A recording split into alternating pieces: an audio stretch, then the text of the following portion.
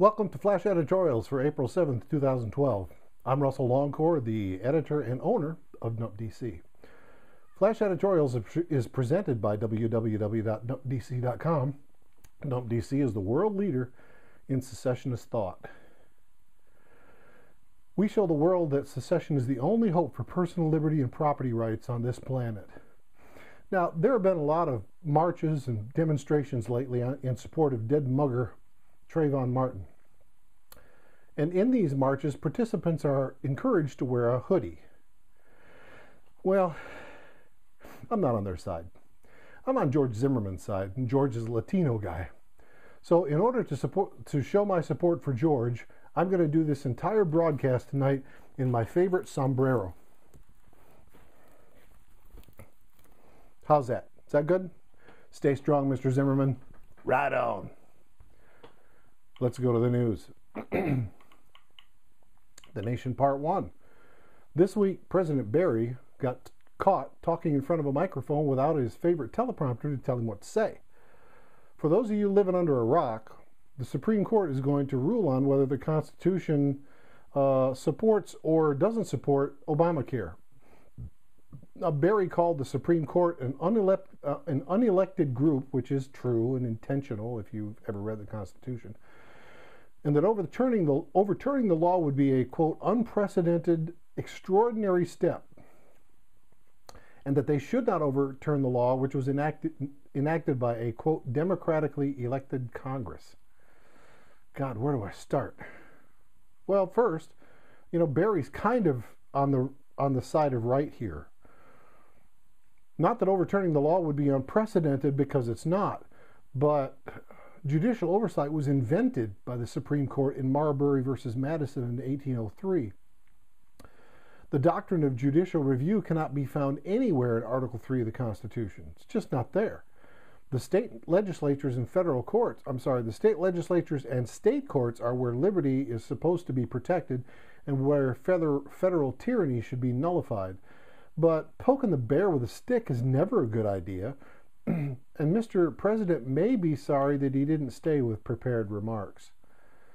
These nine-robed bears remember full well when he invited them to sit in the front row at the 2009 State of the Union address, and then he scolded them and humiliated them in front of the entire world for a decision that Barry didn't like on campaign finance.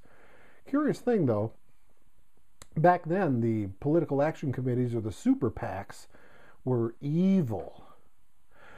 But this year he's planning on having some of his own. But here's my wish for this situation. May the bears eat his law and shit it back at him. The Nation Part 2. What practical lessons can we all learn from the Trayvon Martin, George Zimmerman fiasco? Well, first, don't ever join or become a neighborhood watch guy. Mind your own business and be the watch guy for your own family or just you and a close neighbor. Do you have any idea how much personal liability that you open yourself up to by patrolling your neighborhood with a firearm?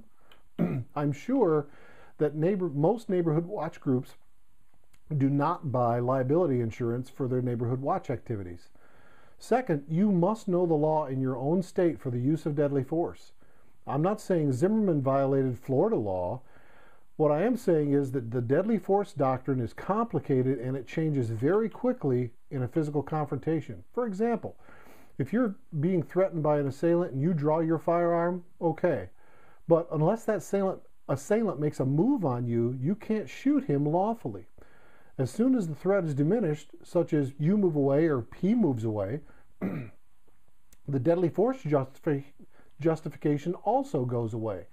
If you must shoot, though, put 2 in his torso and 1 in his head. Dead guys don't testify. Make your story the only one you have to deal with. Third, don't talk to cops. I'm not saying you shouldn't cooperate, but everything you do and say is going to be used against you in court, or even before you get to court. And fourth, if you can leave the scene before the police arrive, I recommend it. Even if you're the shooter. Get away from the scene and call your attorney immediately. Lawyer up, as they say. Matter of fact, shoot, scoot, and lawyer up. The Nation Part 3.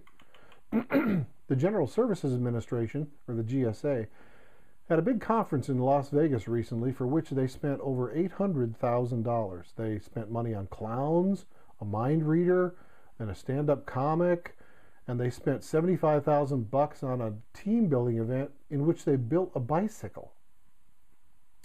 They sent their attendees home with commemorative coins and a yearbook of the event, which looks to me like discoverable evidence for malfeasance, but anyway. This is the government agency, the GSA, that's the landlord for all the federal buildings and is supposed to hold down costs.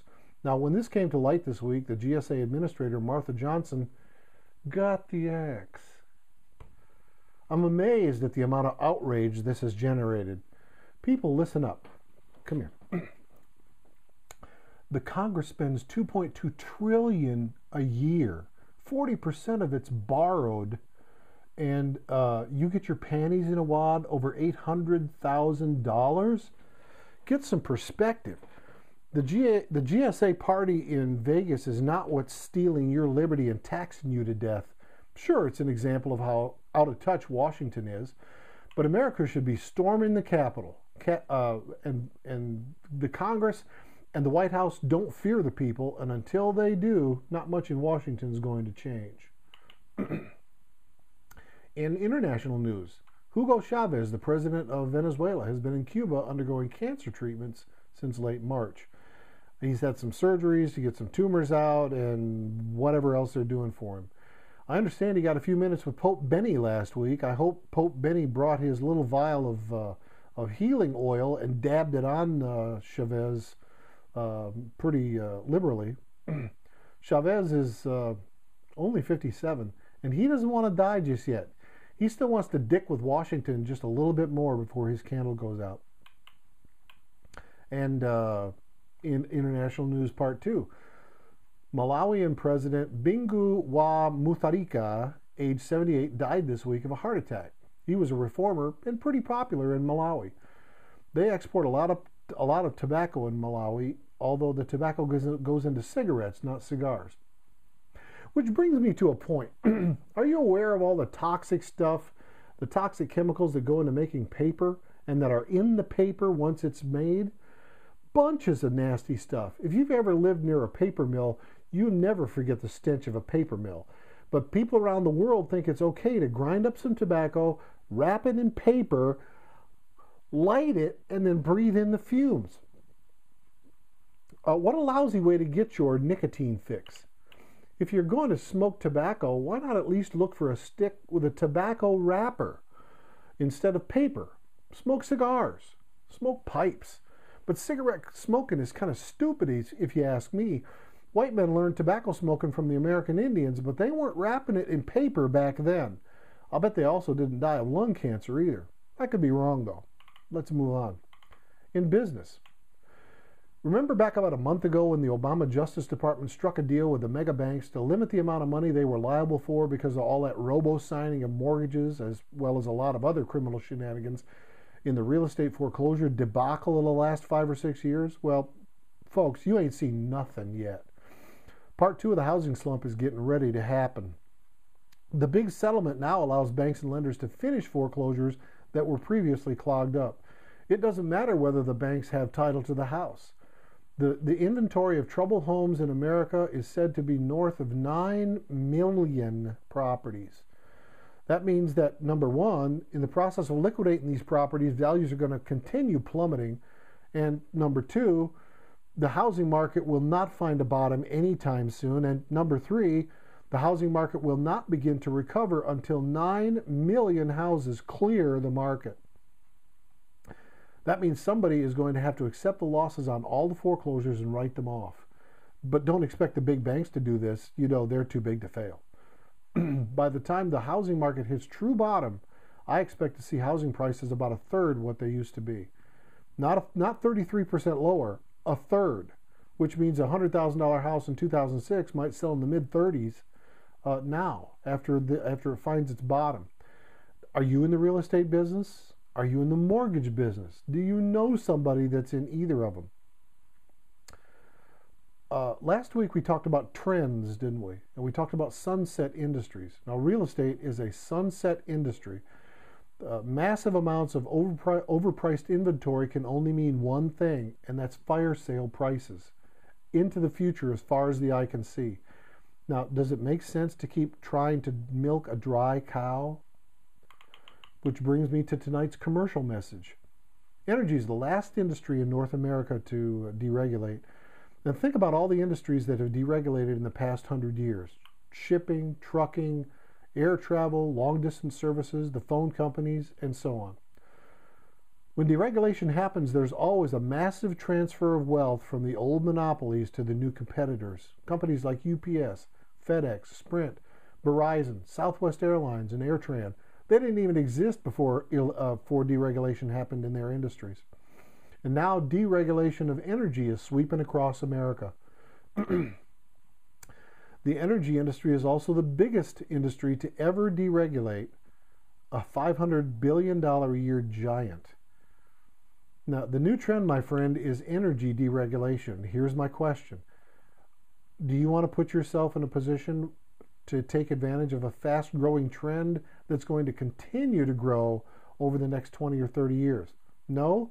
Well, what growing trend are you going to be involved in that you're not involved in now? Or maybe you're involved in one now, but this one is better.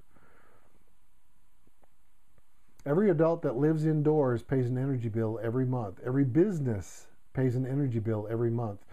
Energy is a non-negotiable, life-essential service. Many people will pay their light bill before the rent because if they don't, the utilities will cut off their service. Now, but you can position yourself so that you get paid a monthly income when hundreds or even thousands of businesses and individuals pay their monthly energy bills. The visionaries who get in now are going to stand to make fortunes in the next few years. How about you? To learn more about my energy business, go to www.masterpieceenergy.com. Watch the opening video about lifestyle. It's right there on the front. And then look on the left and click on the little graphic that says Defining Moments to learn about a truly recession-proof business. The economy, part 1. This is really the economy. I'm only going to do one story on the economy. And it's the same one I do every week. The actual number of new unemployment claims under state programs, unadjusted, totaled 311,339 in the week ending March 31st. That's down 12,000 from the previous week. Yet, once again, the Labor Department reported a big number. They reported 357,000 new jobless claims. And now that number is higher than the real number by over 46,000. Now, folks, what am I missing? What possible benefit is there for the Obama administration to over-report new unemployment claims week after week? They've been doing this for like a month. Apparently, I'm missing some Machiavellian reason for lying to America because I just don't get it. In sports, part 1. It's all about basketball this week. The University of Kentucky stepped up strong Monday night and beat Kansas for the men's basketball national title. Congratulations, Wildcats. And sports part 2, the Baylor women's basketball team went 40-0 this year, and their last win was the national championship. Congratulations, Baylor. Most of their stars are undergrads and are going to be back next year. I wonder how far that they can extend this streak of winning. Should be a great year for them next season. And in entertainment, professional smartass Keith Olbermann got his smartass fired last week from Current TV, the cable channel founded by Al Gore. With a decidedly liberal, socialist-loving, big government-supporting viewpoint, the channel decided that Olbermann was too much of a petulant wannabe star to put up with any longer. Current TV hired Olbermann initially and was building their whole persona around him as their lead anchor. Now, Olbermann has since sued Current TV for about $50 million, and his former bosses are countersuing him for unspecified damages. Think about it. How bad do you have to be to get Al Gore to get a bellyful of you?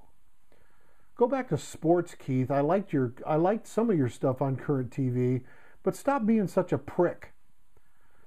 That's all for tonight. Thanks for watching. I'm Russ Longcore.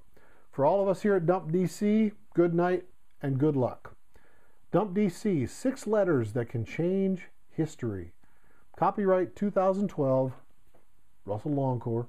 Permission to reprint in whole or in part is gladly granted, providing full credit is given. See ya.